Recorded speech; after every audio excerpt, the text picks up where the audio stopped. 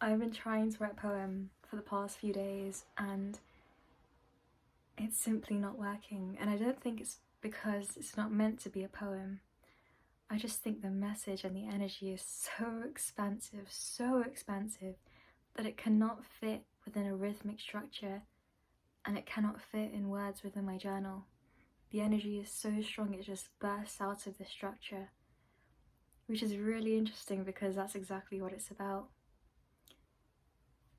I've been thinking a lot about romantic love and how a lot of us think that you fall in love and you confess that love, and then after confessing that love it's commitment, and then you have a whole life together, and the way that you measure the success of that love is how long you've been together and how happy you are in that relationship. But I was thinking about myself and how with love I love to love in silence. I love to love in silence. The truest and most purest love that I have does not need to be confessed, does not need to be shared. It can just live within me and be within me. It's beautiful. We live within these grid lines. We follow these structures, these patterns. You know, how do you measure a good life? Well, you can measure that based on how much money you've made, how many people know your name, how many hearts you've touched.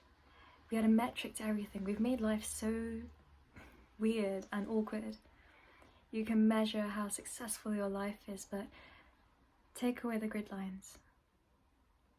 Take it away.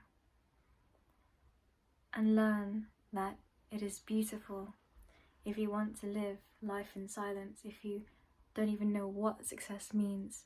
If you just live, you are free to do so. You are free to shout your lover's name off a rooftop. You are free to confess it and buy them 1,000 roses if you have the money to do so.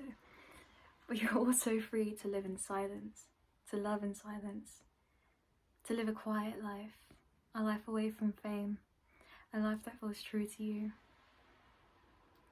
And maybe that's why I can't pinpoint these words or restrict these words into a poem, to reflect this very nature of how we do not need to live within grid lines. Take the grid lines away and everything becomes a playground. Everything is accepted for what it is. Everyone loves in the right way.